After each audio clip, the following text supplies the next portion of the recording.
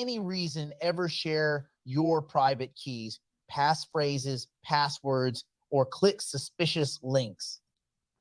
Everyone all the time is trying to steal your stuff. So go slow and be careful. There's no point making all this money just to give it to a thief.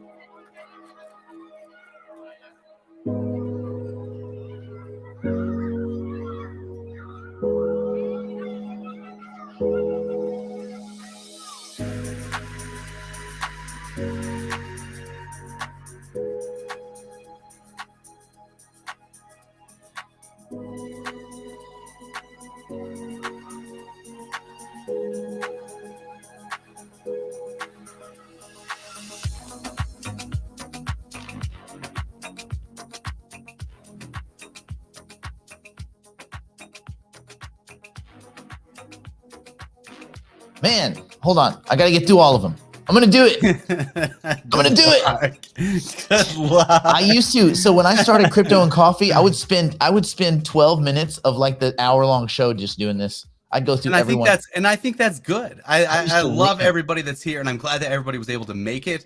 I know there was a lot of stuff going on, so this is good. I used to read them, dude. I used to read them. And by the time I got through, my damn voice was gone. I'd be like, welcome to Crypto and Coffee. I'm your poor insolvent grandmother. Is that what happened to your voice? I don't know. Gosh. You know what's funny? When I curse people out in the video game that I play, Population 1, best game ever. It's free, by the way, on Oculus. I curse people out. Someone was like, the way you curse, you have a radio voice. I was like, hell yeah. They said that. Yeah. Oh, that's funny. A radio voice from my cursing days.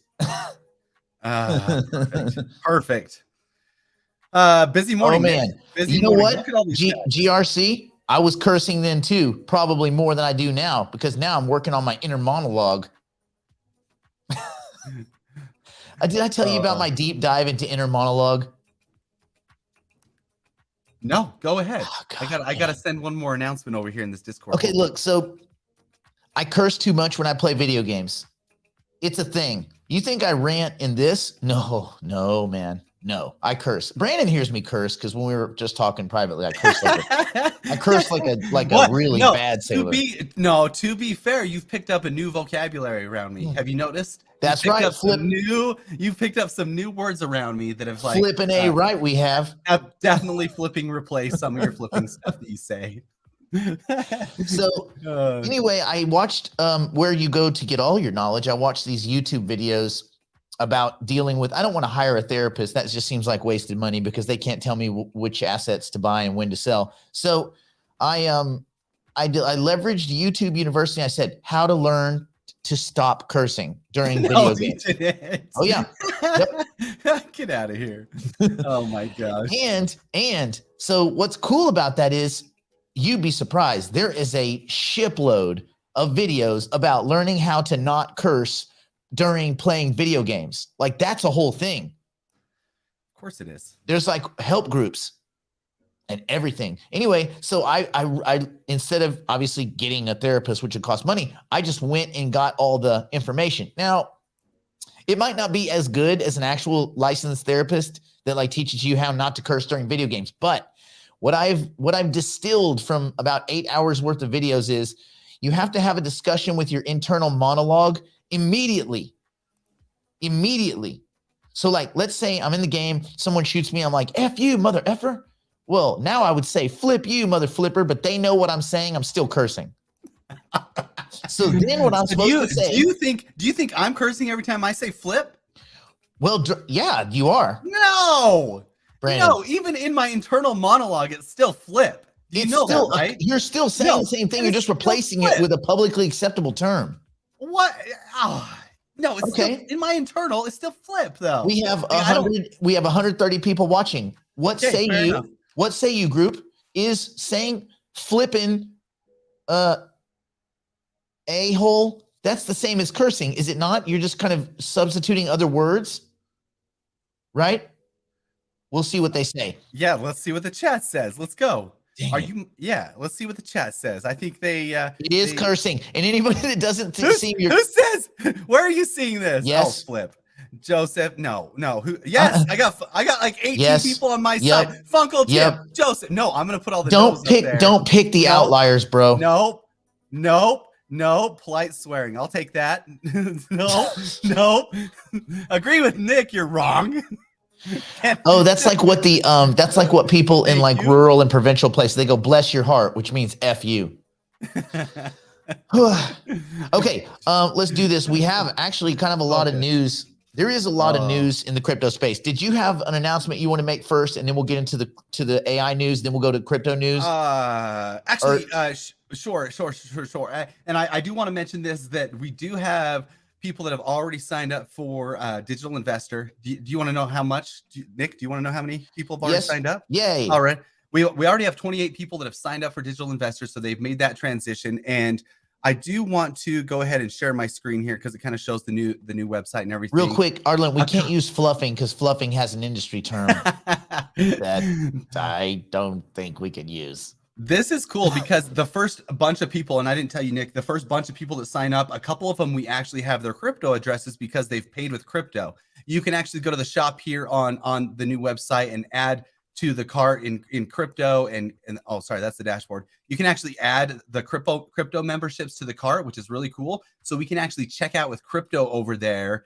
So if we go to the cart and do our checkout process, it's super slick. It's super easy. All you do is proceed to checkout like you normally would any other website. And what that does, it gives me your name, it gives me your address, your crypto address, and it gives me a couple other details. And then you just check out with MetaMask, like any other crypto transaction on the whole internet. You check out with your MetaMask wallet. And I'm going to do a whole video walking through the whole process of this because there are a couple of people who are apprehensive that have never paid with crypto before. And I get it. I understand. But this is a cool integration to the way that we're doing digital investor. We want to learn crypto through its utility and through its processes. And the only way to do that is through practice and things like that. But that also gives us their wallet address. And the first bunch of people that sign up, and I haven't decided how many yet, we're going to give like some free things too, crypto things like either NFTs or airdrops or that kind of stuff. So I'm going to be creating, and we've already discussed this, we're going to be doing a special NFT alpha type pass for the digital private client. That's down the road because we're beyond swamped right now. But those guys are going to get their special NFT, but digital investors are going to have something else too. So we're going to be giving those away to the first X amount of people. And let's talk about this real quick. We, Brandon mentioned NFTs, airdrops, and all this. Look, be really careful. There's a bot going around that's stealing people's stuff. If you're in Discord, I'm not a big fan of Discord personally. And if you're in Discord and you see informer or reminder or any stupid kind of term like that, but seems official, like responder, reformer, any kind of crap like that with the ER, anything. If you click it, if you link your wallet, because they'll do things like this. Oh, you have a fetch airdrop coming. Please click the link to find out how many tokens you have coming. If you connect it, your crap is gone, bro. Gone. All of it gone. See you later. Bye. They're going to steal all your stuff. And it's happening right now. And what's so insane is that fetch is going up while people are getting their accounts nuked. So unless it's going to a burn address. Should be dumping, which is so strange because they would be dumping, but it's going up. I don't know, man.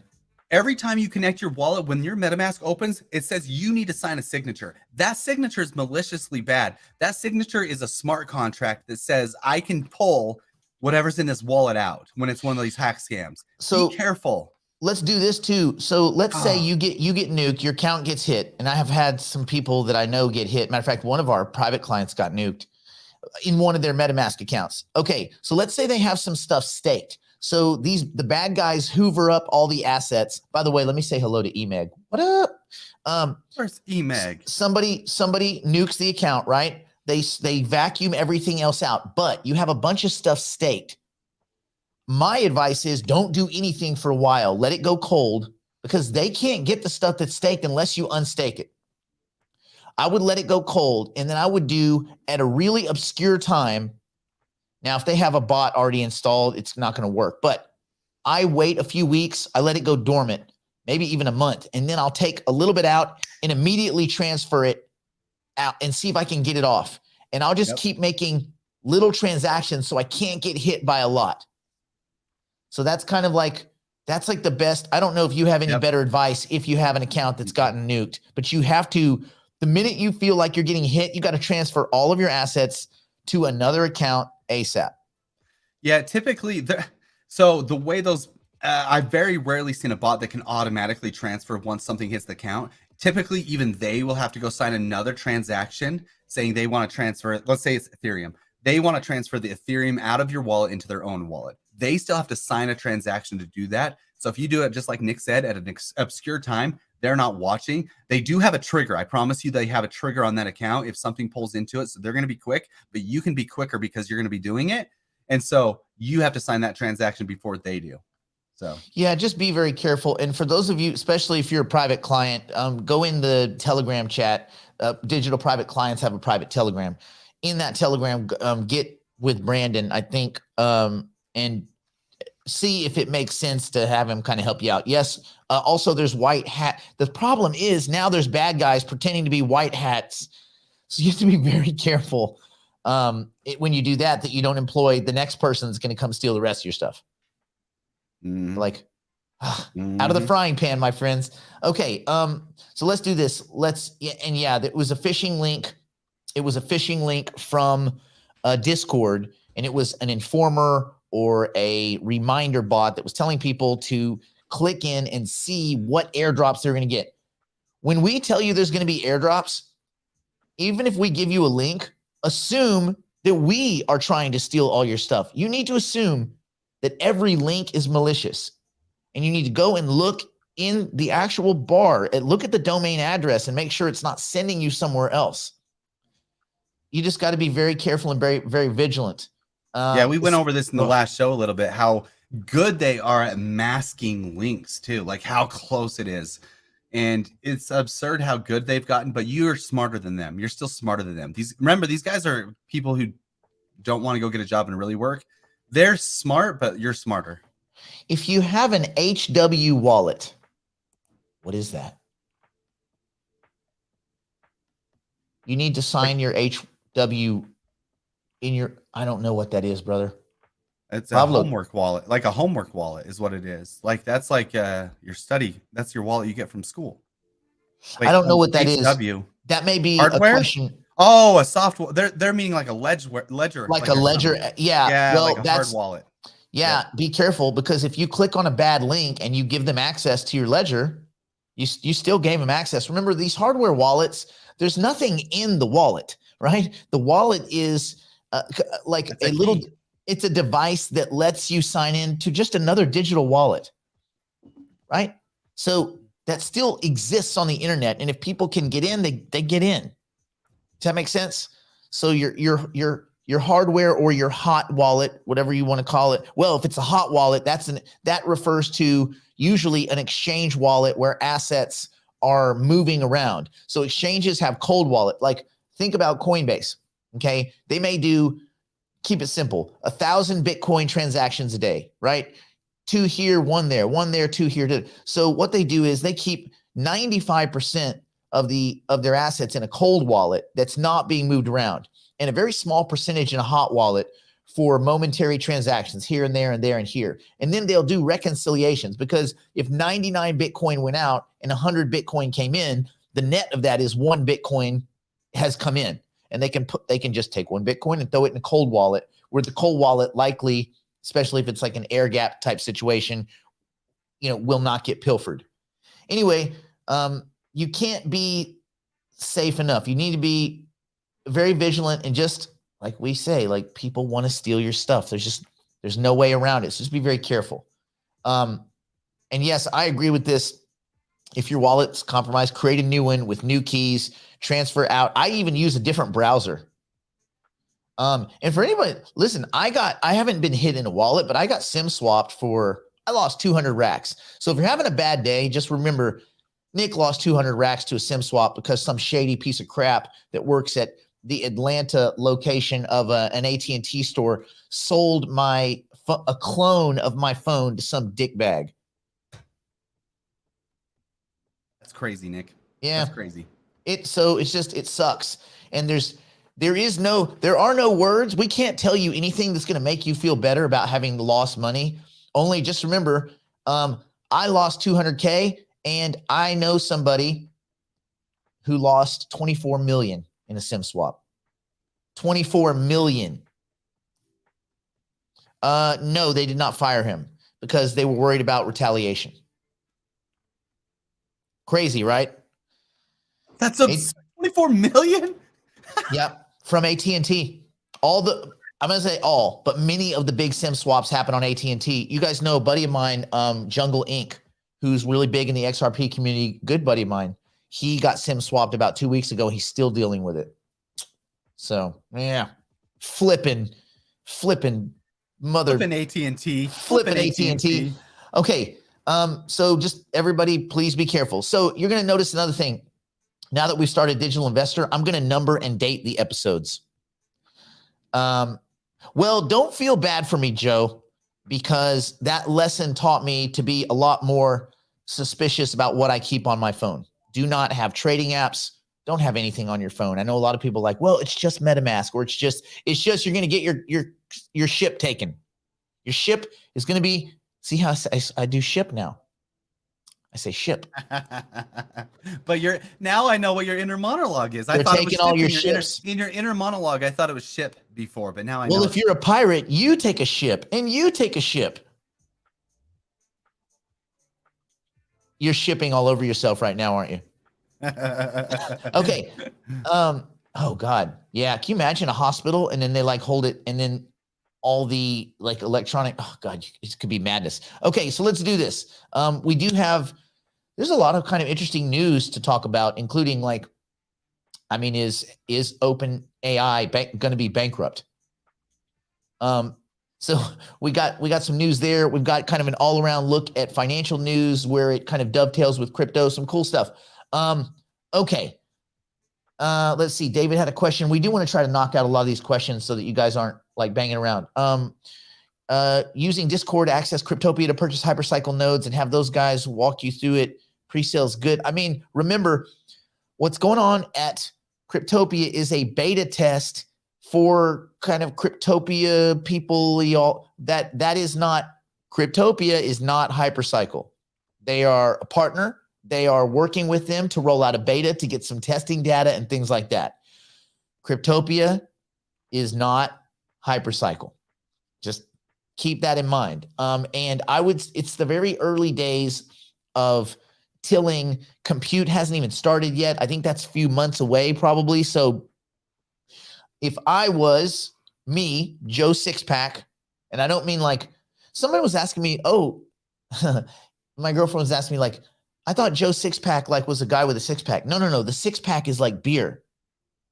Joe Sixpack, that's what I meant. Like, it's not like a super fit dude. It's just like a dude with a six pack of beer. And she's like, oh. I'm like, yeah, like the regular, like average American Joe. Anyway, that's Joe Sixpack. I should have said Joanne Sixpack because that would be Joe and Ann and Karen. Anyway, Joe Sixpack is likely married to Karen. Okay. Or whatever. All right. So there you go. The other thing I want to answer, let's see. Chris asked, do we sign up somewhere for DI or just continue to go to YouTube? Well, you can, we're going to be broadcasting to YouTube gratis, meaning for free for the next 2 weeks. It's not paywalled or anything like that. You can join us. Digital Investor is the show that is taking over where Digital Heavyweights left off. And that way, no one loses a beat, right? Now, we do tech tips a lot. Brandon does a lot of tech tips. We do This Week in Hypercycle, which are interviews with Tufi Saliba. We do other interviews with different people and stuff like that. All that stuff is free content that we will continue to deliver to everyone. And if you go to the nickblacknext.com and you sign up, you'll get on the mailing list. And when we do a new video, you get a new video. If you want to join us in September as we start, this show will be more private and super secret. And then we can start doing stuff that's more specific to your portfolios. And also I expose my portfolio and things like that. So you guys can, when I'm saying I'm doing this or that, you can look and see, oh yeah, well, there he is. There he's doing it.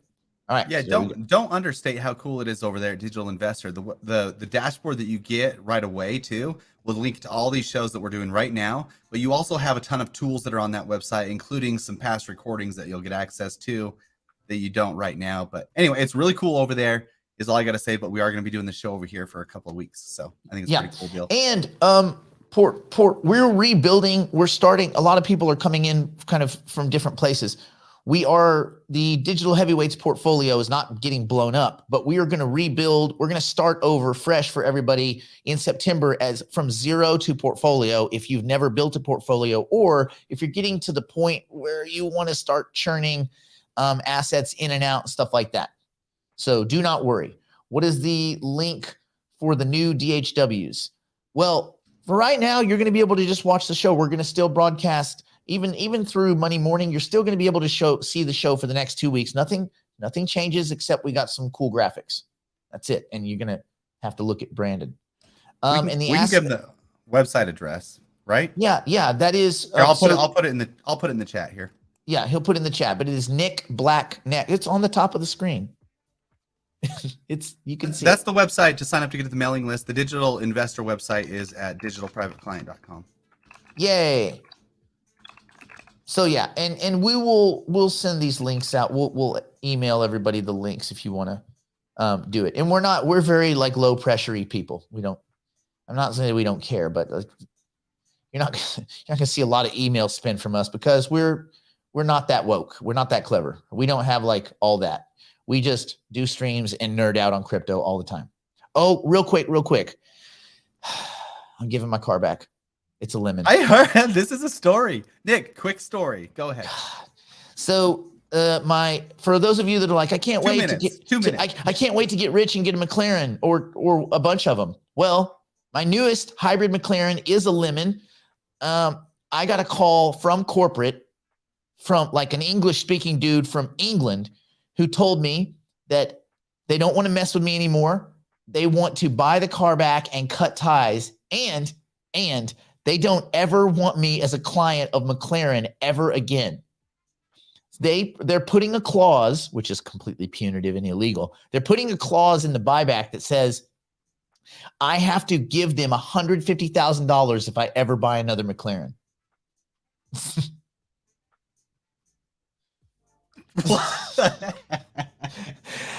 That's a story. I've actually been kicked out. I can no longer. So I guess they're basically just calling me out. Like, you're trash, bro. Because you exactly see, I fought that fight. They're like, and I said, listen, if you're selling a $300,000, $400,000 car, I need a $300,000 or $400,000 experience. And they were like, well, we can't deliver it. They just said it straight up. We can't deliver it. I'm like, well, then you don't need to be selling $500,000 cars, man. Anyway, so I'm going to buy something that's not. So I'm going to get one of those full electric ones, not a crazy car. And to be fair, like, I'm not saying this so anybody, like, I don't want anybody's sympathy. I still have 2 Lambos, a Corvette, and a G-Wagon. But like, when the car company tells you can't have it, you're like, oh, I'll show you. But there's nothing you can, God. And then I realized, what the hell am I thinking? I don't need to be spending money. I need to be investing all of my money. This is going to cut my car payments in half. And then I'm going to get a full electric. I'm going to plug that thing in. I'm not going to be paying for gas. I'm going to be dollar cost averaging into more, Cardano and AGIX and stuff like that. Anyway, there you go. That's my story. And that's it. Okay. Let's shift gears. we do have some AI news we need to talk about, and because Brandon won't get me an AI bumper because he's got too much other stuff to do, I guess. We're gonna use my clunky robots.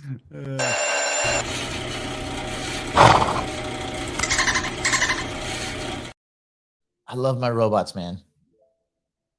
I know that maybe I actually like that bumper. That one might be more iconic than whatever I'm going to get you now at this point. Yeah, that's a good way for you to chalk out being lazy. Anyway, ChatGPT soaring costs could cause trouble for OpenAI. I didn't know.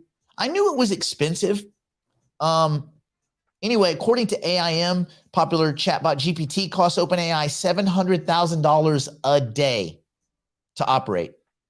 Every day. That's just in search. So their money problems seem to be piling up faster than they can spit out those little essays, totaling $540 million since they launched. After, you had that big surge, ChatGPT, the user base went, it has calmed down from June to July about 12%, not because people are less into AI, but because there's more options.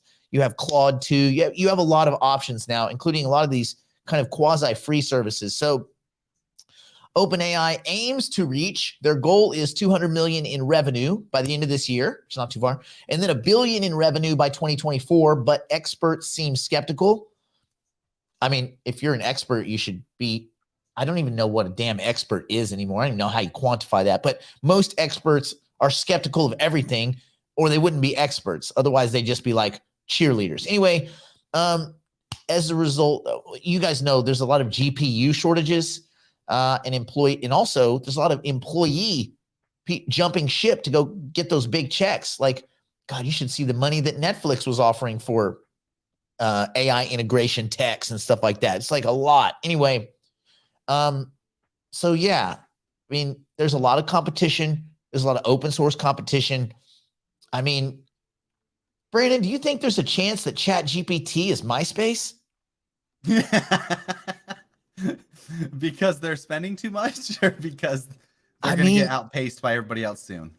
They could be MySpace. I don't know. I mean, it could be. It could very well be. Maybe they're the ones that ushered in like AI and chat, and very functional, like app-based, web-based.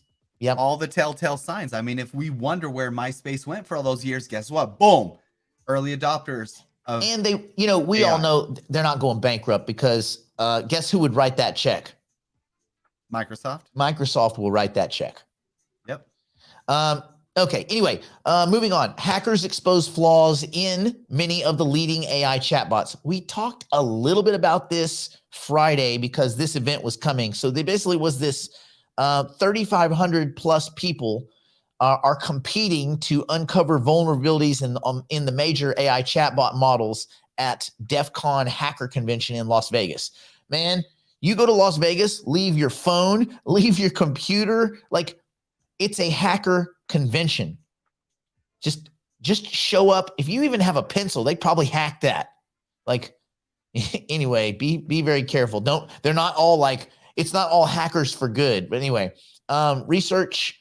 And a bunch of researchers felt that chatbot security was not a priority at the launch by many of these companies. And this led to a bunch of iterations being easily manipulated to generate, racist, biased, harmful content. Sometimes some of the chat things got a little bit angry and they would like not like you and say some nasty things. So anyway, hackers had already tricked some of the top models with poisoned data, basically meaning fake data to create fake results later on, phishing emails, all these other attacks. And despite big companies like OpenAI and Microsoft and Google and all this, they're all pledging like, we're going to fix things and audit our models. A bunch of small startups jumping into AI may launch less secure, less audited, more vulnerable products. You see that in the DeFi space a lot, in the crypto space, where people launch these small projects and they give these ridiculous rewards away. Everybody piles on and then they get nuked. And it's like, why? Oh, code vulnerabilities over and over and over. And you're like, oh God. And it happens a lot because it does. The barrier to entry to launching stuff is like very low. Let me see.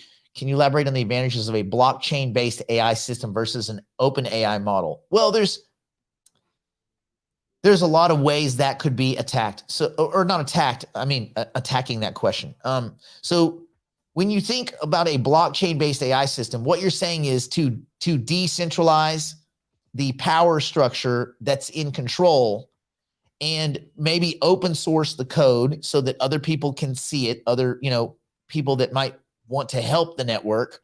And if everybody can see the code, then any vulnerabilities are probably exposed pretty quickly. If you keep everything behind a closed door, like an OpenAI or something like that, where all the data is siloed and all the collection mechanisms and all that stuff is siloed, you're still like, there's one dude in charge, right?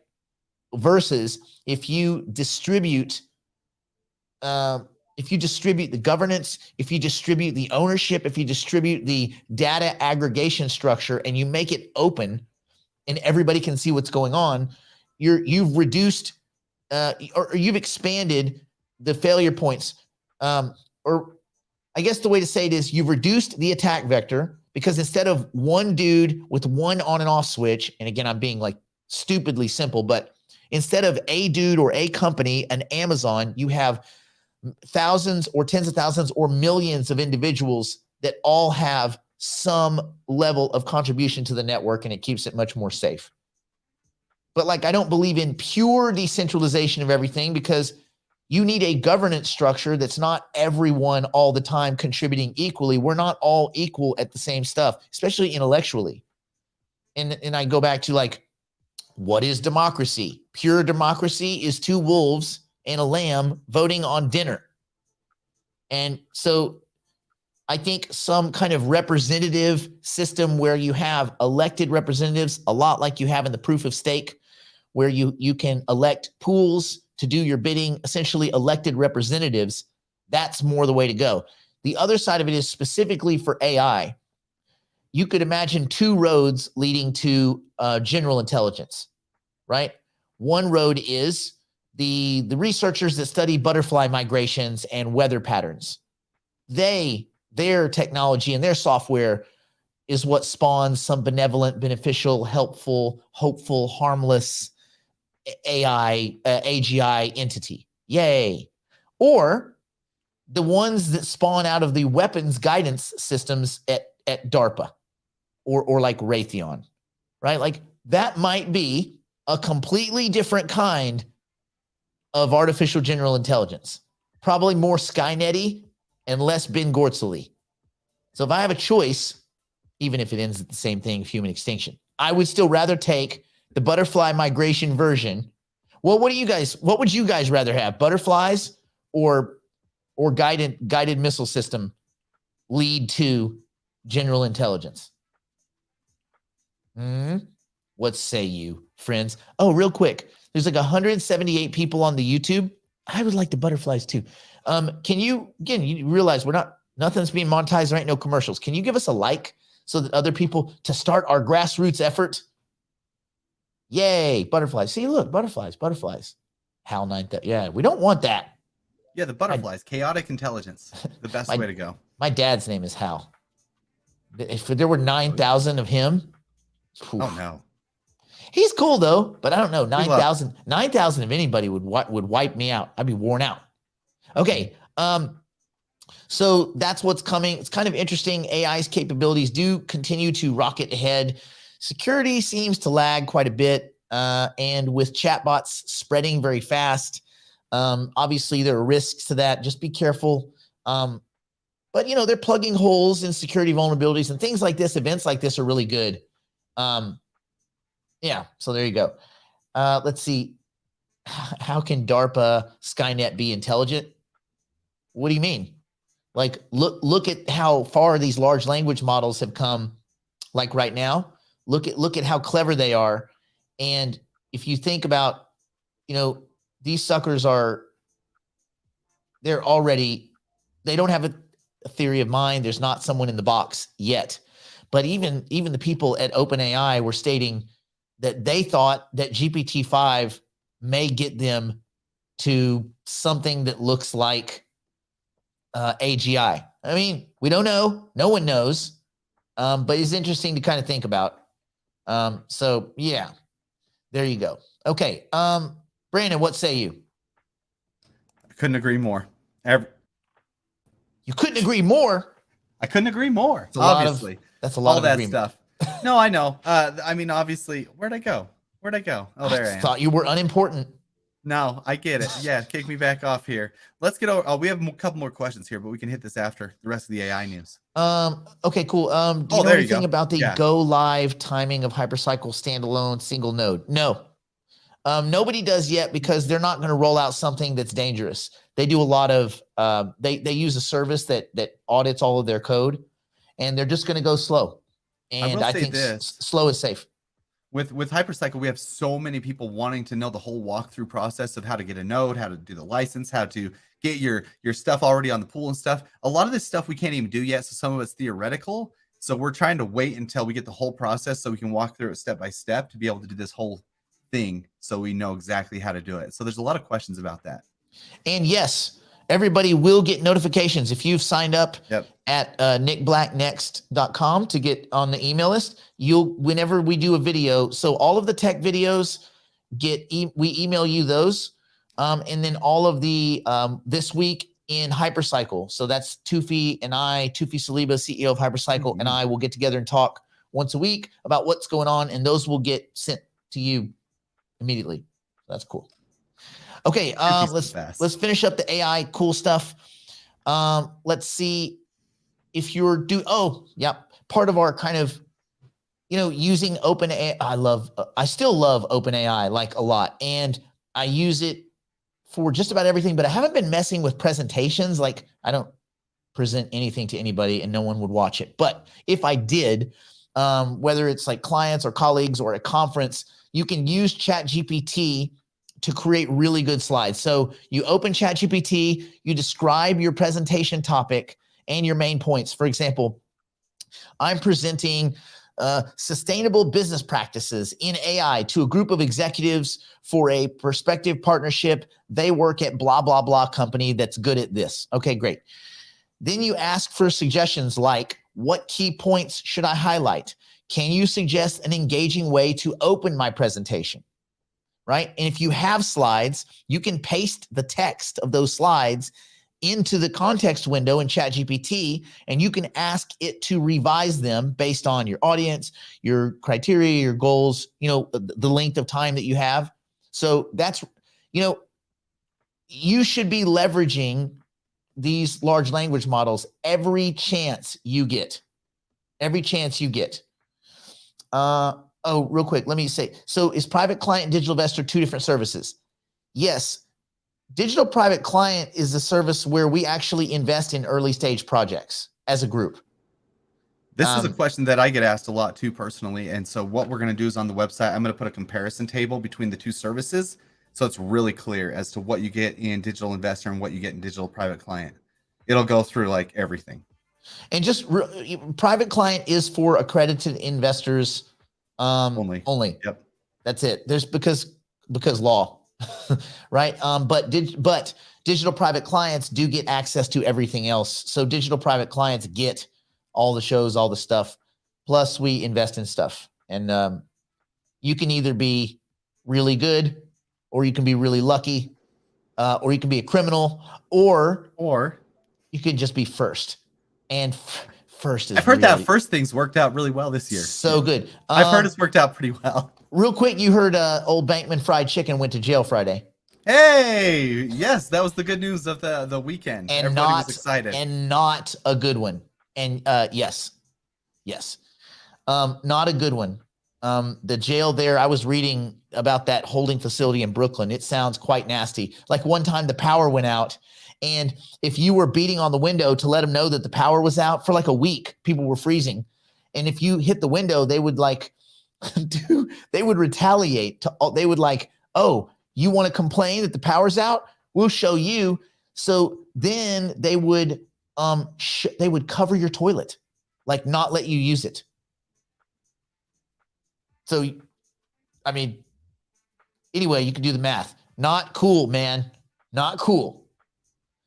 And actually, in some cases, a Series 7 it does count you as an accredited investor, but this is more I mean, I don't want to get off on that tangent, but yeah, for the few of you that are Series 7, but then it just becomes an issue of like, what are you getting something good out of the service? We don't want anybody hanging out with us that doesn't want to be here. And that's the thing. Like, everybody should be happy and enjoying it. And the minute you're not, hit the sticks. If it's not for you, it's not for you. Everything's not for everyone, right? Okay. So again, to sum up, using ChatGPT for presentations, because all of you should be doing this. I've been using it. Matter of fact, I used it for the legal letter, the inquiry that I sent to McLaren, that got the response of, you can't ever buy a car from us, but we'll buy yours back. All right. Anyway, bonus tip: use ChatGPT to craft visuals. So ask questions like, what kind of visuals or charts would be best to represent this data? It'll tell you kind of what kind of charts you should get, and then suggest a relatable analogy for this concept so that you can describe the charts. Then you can even use ChatGPT to create prompts to use in Midjourney to create your visuals that ChatGPT told you to create. So make sure you guys are leveraging this stuff. Let's see, to simplify, could you paste the address on the screen and explain what each one offers? Yeah, but not right now. That's too complicated right now, just because there's so many different points, but we'll make that very clear. We'll go over that, Beth, and it's not going to be something we'll do right now, but I can do that for you guys. Okay. AI humans powered by large language models. The easiest thing, instead of taking up time, Brandon, why don't we do this? Anybody that wants any information at all, go to nickblacknext.com, sign up, and then we will send you an email that explains everything. Mm-hmm. Yay. Or even a video. I should have that, either a video or a chart, on both websites. So there's two different websites. You have the nickblacknext.com. That's to get on our email list. And then you have privateclient.com, which is digital investor. That's where the member dashboard is. That's where everything is for digital investor. And so I'll have something on both those sites probably today, comparing both services, so you can see exactly what it is. Yeah. Okay. In the AI news, these are the quick takes. AI humans powered by large language models. So Deep Brain AI is hosting a webinar on August 17th. It's going to demonstrate conversational AI. So for those of you that are interested and just want to watch that, just look up Deep Brain AI webinar. Just like that, Deep Brain AI webinar. I'm not going to put a link because links. But anyway, I do want to watch that because I want to see how good the conversational AI is getting. Physicists are claiming AI bots are, and this is funny because I like Michio Kaku, but he's become this dude that just kind of goes and gives talks. I don't think he's in a lab anymore. But anyway, renowned physicist Michio Kaku says everyone needs to chill with the anxiety around AI bots like ChatGPT. He calls them glorified tape recorders that can't tell the truth from lies without human help. Me thinks the lady doth protest too much. He's still a little sour that his superstrings theory stuff has just completely disintegrated because the standard model is accurate. Anyway, good luck with that Higgs boson sizing, buddy. Okay, AI cameras help track British wildfire. We had talked about this a few weeks ago, but scientists are unleashing this kind of AI-powered camera network across the UK and across UK rail lines to watch wildfire, and it identifies dozens of species from thousands of recordings. So basically the idea is for predictability of fires, of animals, of migrations, of like everything you can imagine. They just want to be watching it and then processing AI against it. So AI will be watching the birds and it'll be watching the beavers. And I don't even know if there's beavers in England. And it'll be, if a fire breaks out, they'll be able to say, oh, quick, here, go there. Or if a tree falls over a track, like you will be able to use AI to monitor wildfires, everything wild.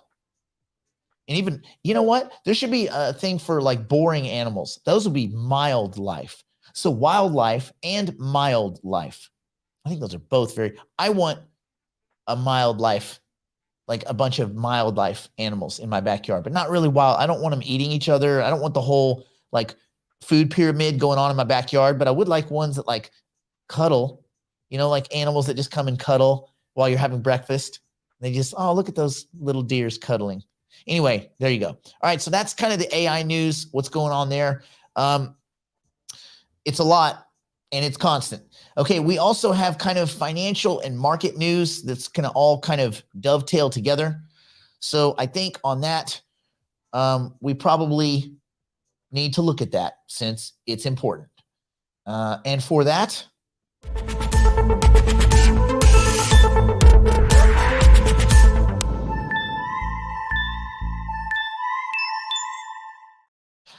okay, in AI news, we have a lot of kind of disparate things. In the crypto news space, it's a little bit more specific, more defined, and sometimes it's kind of easier to talk about it. Oh, we're on yours, aren't we? You're doing some weird stuff over there. Let's do some weird stuff over there. Dude, I'm going through your stuff. I'm putting visuals on the screen while you go through it. I like visuals. Okay. Well, here's a visual. Bitcoin ETF, not today, my friends. Former SEC attorney John Reed. This is, by the way, this is not a surprise to anyone. Everybody, I don't like to say everybody in the way, like, I don't like those kind of maximalist statements, but everybody knows Kathy's version, ARK Investments version of a Bitcoin ETF is not going to be the first one, period. So anyway, former SEC attorney John Reed Stark.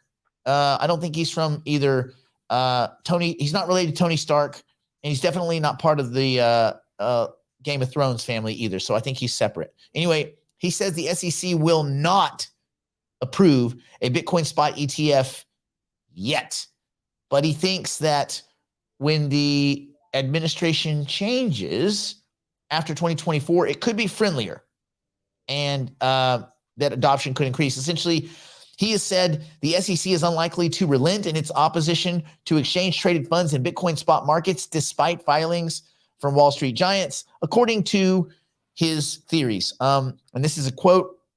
My take is the current SEC will not approve a Bitcoin spot ETF application. And again, this is just his opinion, man, for a range of compelling reasons. Stark, who formerly headed the SEC's Office of Internet Enforcement, he said this yesterday. To support his argument, he referred to a comment letter in a comment letter to the SEC from the Washington-based nonprofit Better Markets that urged the agency to reject a proposed rule change that would make it easier to list shares from Bitcoin ETF. So my guess is that Washington-based Better Markets is not crypto friendly. Better Markets, which has frequently backed the SEC's approach to regulating through enforcement the crypto industry, echoed much of the agency's previous nonsensical, mostly stances against a spot Bitcoin ETF, arguing that Bitcoin markets were prone to market manipulation, which I don't know they're prone to market manipulation, but there certainly is that. Of course, the good thing is that there's no greed or corruption in traditional equity markets. That's a good thing. They've rooted out. All the banks are fine. They never lie to you.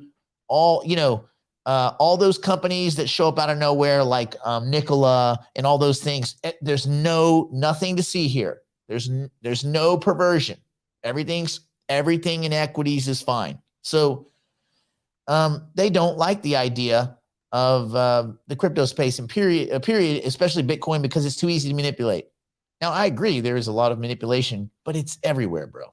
Anyway, they think it's too concentrated, only reliant on a select group of individuals and entities to maintain Bitcoin's network. Well, their argument's not completely dumb.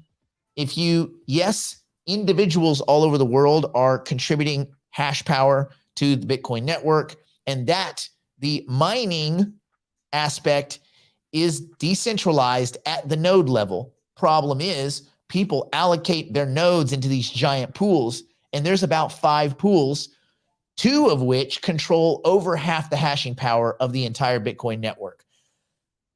So finding consensus in Bitcoin is extremely decentralized. It's completely decentralized. However, the mining concerns, the consortiums, that is not at all decentralized. the ownership structure of Bitcoin, not at all decentralized. So, and especially for a group of people that may not have a firm grasp, like super old traditional equity people don't really have a firm grasp. I mean, they don't even know how the Fed works, much less how crypto works. So it's not a ridiculous argument they're making. They don't have it quite right, but I mean, you can't completely disagree either. You got to kind of at least listen to their argument. Since 2013, the SEC has blocked applications for a Bitcoin ETF on these grounds. It has not allowed ETFs and Bitcoin futures markets to operate. In June, BlackRock, the world's largest asset manager, filed an application for a spot ETF. It was quickly joined by other Wall Street players. Stark also made predictions around the future of SEC crypto regulation after the upcoming 2024 presidential election. If a Republican candidate wins, Stark said that it was likely a GOP-led administration that would be what would take a friendlier stance on crypto, including making it easier to get approval for a spot ETF. He also predicted that many enforcement actions pursued by the SEC would grind to a screeching halt if Republican majority takes shape atop the agency. So, and a lot of people got mad on crypto Twitter. What is crypto Twitter? Twitter's like a joke. Crypto X, I guess we call it now. I don't know. What Crypto X is actually a pretty cool name, by the way. But Crypto X is where I get 100% of my news and rely on all my links. So. Is that Twitter though? No, it's Crypto X. But isn't X Twitter? Yeah, Crypto Twitter. Formerly. It's where I get 100% of my news. Stark has had quite the harsh criticism of the industry, which a lot of people get mad about, and so they like keyboard rage. In May, he engaged in a back and forth with Tether's chief technology officer, Paolo Arduino. Let me, real quick though, that's like a convicted crook. So like, you know, everybody at Tether is dirty. So like, this doesn't make me like Stark better, but it doesn't, if you say, hey, this guy's arguing with Sam Bankman-Fried, I don't immediately take Sam's side because crypto. Like, come on, man. Anyway, Stark, he has criticisms of stablecoins issued over what he called opaque financial statements, which is true. Everything Tether puts out is bull smoke. Stark lamented the lack of regulation from the government. I think regulation would be good. At least we'd know where we stand. He did acknowledge some of Arduino's defenses. He claimed that the only beneficiaries right now for crypto are grifters and criminals in the developed world. I think a lot of people would argue that, like the people that are in Venezuela, the families that are putting food on their table because of Bitcoin. Like that's the only reason, because they mine Bitcoin with free electricity, and that has actually allowed them to keep a sustainable income so they can buy food for their kids.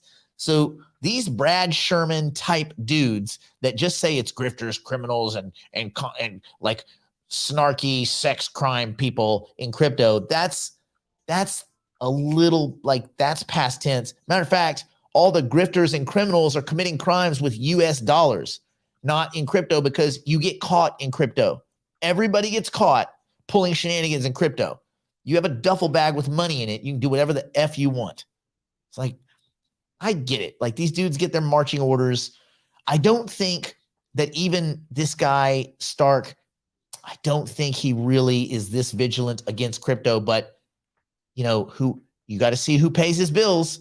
You got to see who gives him those $25,000 a weekend luncheon appointments where he goes and says like 3 words of junk and then eats some gooey salad and gets paid 25 racks. These dudes are all on the talk circuit. He's a well-paid nobody. Anyway, a month later, the same guy questioned the viability of the blockchain technology that is underneath cryptocurrency, sparking a debate with Mark Cuban, who defended the industry. And again, this is the same Mark Cuban who just a few years ago said, I'd rather have bananas than Bitcoin because I can eat bananas. You remember that? Dude, he's hilarious. And this dude's our champion. This dude's the biggest Johnny-come-lately douchebag. He's a nice guy, though. See, I can. That's why you qualify everything. You can qualify anything. oh man, this guy's the worst. He does everything wrong, but he's a nice guy. He is really cool. And the other he's- thing is, this is why I hate hating Mark Cuban, because as bad as he is with like math, science, the future, the past, like everything, finance, and especially crypto, as bad as he is at those things. Oh, also he's a horrible investor. He is a really good humanitarian. The dude gives tons of money away. He helps a lot of people out. As much as he's awful for taking advice, he's great as a philanthropist. So there's that. Okay. Other news, which I thought was kind of interesting. So we have been talking about for a while that, Wax, what a dumpster fire. God. And then, I don't know if you know this. Do you guys remember, the guy that kind of started Wax, showed up, was dead in Mexico.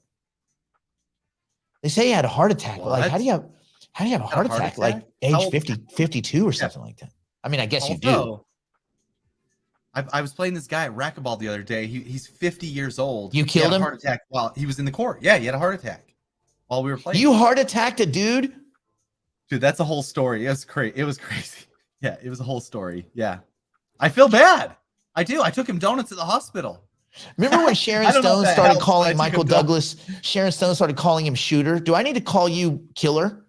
Get out of here. Dude, okay. I felt bad. You know what? I took him donuts. You know what? Let's you gave donuts to a heart patient?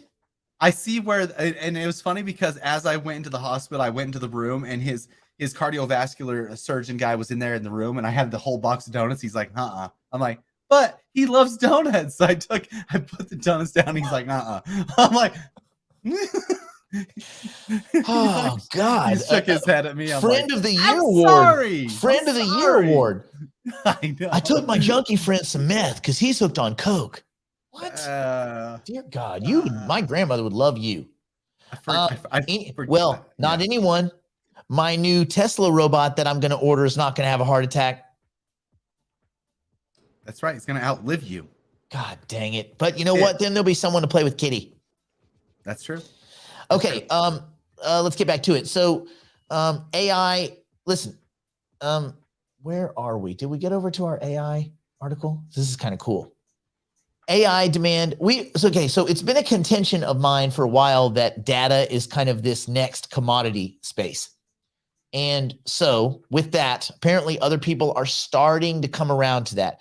AI's data demand spurs intense competition and legal challenges. So AI's rapid evolution fuels a fierce scramble for high quality data. It was like a month ago, we talked about synthesized synthetic fake data. They were creating fake data for training large language models because they pretty much run dry of new data, which you think about that, meaning they've absorbed everything. But I think there is a lot of money to be made in this private data that can be anonymized and sold, made public, what have you. Which is another reason why Twin protocol is so badass, because you'll be able to train a digital representation of yourself and your staff. So let's say you run a company, you have 100 employees. And if one of them goes, you're like, oh man, Bob left. Bob was the one who did everything. Now Alice can have to do Bob's job, but Alice doesn't know how to. Well, if they had a digital twin that could train Alice, or in some cases, do some of the things that Bob did after Bob books it, because he wants to go play golf in Florida and get eaten by a crocodile, because that's all you do there. And then the storms come. I'm just saying. Well, if you had a digital twin, that could be training. It could be taking some of the workload, and it could be making Bob money and protecting that company, so that if you pull a human employee out of the system, you're not blowing up the company or creating just tons of extra exorbitant expense. So anyway, that's how my brain works. So legal battles have arisen as AI companies mine data, maybe without proper authorization. At some point, those companies and those data owners are going to have to get paid. Anyway, companies leveraging valuable data for AI customization and economic advantage, that's coming. That's going to come kind of quite a lot. Anyway, in a world where AI is evolving at an unprecedented pace, the quest for high quality data has ignited a fierce scramble among companies to secure valuable information, meaning They're buying up pools of data for their AI models to train them. The recent surge in AI development, particularly in the realm of generative AI, has brought to the forefront the critical importance of high quality data, highly available, high quality data, and the challenges posed by acquiring it and usage. Hashtag Ocean Protocol. Anyone? Ocean? Arweave? Anyone? Data marketplaces? Come on, bro. It's like, it seems like common sense. Maybe it's just me. Anyway, companies are obviously like striving to harness AI's potential, and this whole data-driven land grab is like, this is where we are going to find ourselves. I think there's going to be a lot of legal battles, and yeah, I mean, it makes sense that people are going to be like, that's my free information. Oh yeah, well, you didn't pay me, all this kind of stuff. So there is going to be a race for quality AI data. I don't know what that means in terms of, you know, the value of specific pools of data, but in my opinion, that just makes it all go up. So I would keep that in the back of your mind, because, you know, the key, like part of the key to the way we're investing is just to be ahead of a lot of these other entities before they enter the market. And by entities, just other investors, right? Just be early. Early is always easier. Early is how I made money in Bitcoin. Early is how I made money in Lumens and XR. Well, it was called Ripple at that point, XRP, and like all and Cardano and all these assets. Being early is like a guaranteed win. Being good is continually winning. So that's kind of like the whole point of what we're doing here is we're trying to give people that want access early an avenue for that, and teach you guys how to kind of think about 18 months ahead of the crowd. And if you're doing that, you're going to accidentally win more than you lose, and get out of that trader's mentality, get into the idea of dollar cost averaging into quality assets that you think can create use, utility, and wide scale adoption. And if you think, you know, if you think that's a possibility, then you're looking at the right assets. We're going to go deep into this in September when we start building these portfolios anew. But for now, you really need to be brilliant at the basics, right? You don't have to be smarter than anyone, because no one is paying attention really, like in the whole world. Even in AI, where we're talking about it all the time, it's a big deal to us. It's not a big deal to anyone else. You go to a restaurant, you think anyone gives a crap about AI? Do you think anyone gives even a quarter crap about crypto? Nobody will even talk to you about crypto, and nobody takes crypto as payments right now. I feel horrible. So, and that's another thing. One of the things we're going to do is try to teach you guys, like, using crypto for payments is pretty badass, especially with PayPal USD. We're going to do a video on that, by the way, a tech tip on how to add PUSD, PayPal's USD, to your MetaMask wallets. There's a lot of fakes out there. Be very careful. Like 100, like that day, and they're already trading too. So be careful, because PUSD isn't trading. So yeah, it is not. Real quick, what's going on? Bitcoin's up a smidge, but if you look at these numbers for the 24-hour, nothing. We're talking fetch. Well, fetch. Okay, fetch.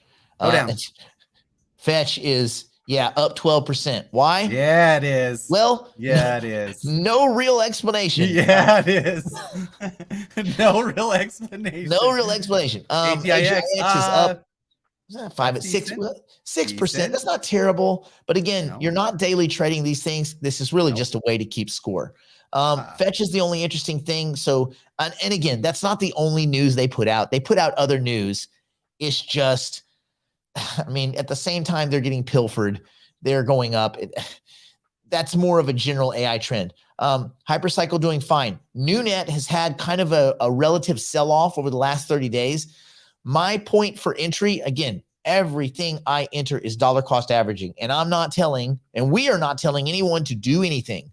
For me, I like NewNet below 5 cents. I add it to the list of things I dollar cost average. When it gets over 5 cents, I stop buying it. Does that make sense? Right now, I've been using rewards from staking, my Cardano rewards for buying AGIX on the Cardano network, which you can do because AGIX is now a Cardano compliant asset. So you can buy it and hold it in Daedalus or Lace or Namey or whatever wallet you like. Matter of fact, we probably should do some videos on those two at some point. The Cardano, the kind of the best Cardano practices for those wallets.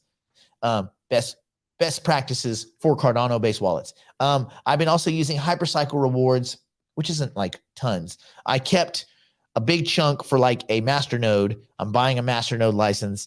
And then the rest of my like daily rewards, I push into either Rejuve, Sophia. I have a big chunk and I'm doing liquidity. There's just a lot going on. So anyway, long story short, I try to use my staking rewards for my new money into the space because that feels, it's kind of fun. And it's, 1, 2 free. My favorite number is free. And the dumpster fire that is Cogito continues to burn. Oh my gosh. You think Hawaii's bad? Go look at Cogito. Oh gosh. Too soon? Serious. Too soon. Way too soon. Well, and on that note, we're rolling up here, Nick, and we will see you Wednesday. Obviously, tomorrow we will have a tech tip coming out. We have a great series of tech tips coming out this week. They will be sent to you via email.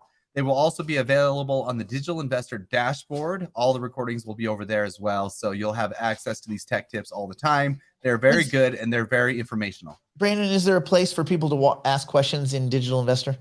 No, there isn't.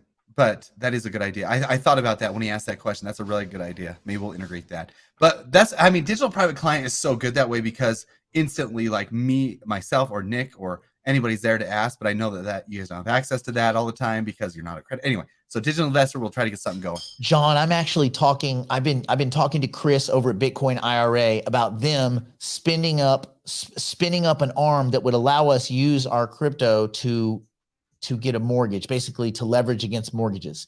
They're open to it. They haven't said yes. They're open to it. I think this is the low-hanging fruit in crypto. I don't know why. I mean, maybe PayPal, maybe that's part of their idea. Like, why can't people put, $1 million worth of PYUSD in an account and then borrow against that to spin up a home loan? Like, why do we got to go through terrestrial banks? That make any darn sense. Anyway, 52, happy birthday. All right, cool. So let's call it a day. Stay in school. Don't do drugs. Don't do anything killer Brandon wouldn't do to his damn partners that he wants to murder. Gosh dang it. I can't even mute that because it's true. No, I can't even mute it. You helped kill you. And then when that wasn't enough, when you hadn't finished him off, you went back with donuts. Okay. Story of the day. That's almost as bad as our wallet of the day that we're going to share on Wednesday. Yes, Wednesday we'll have a wallet of the day. And until then, we bid you all a fine adieu. There will be a tech tip out tomorrow.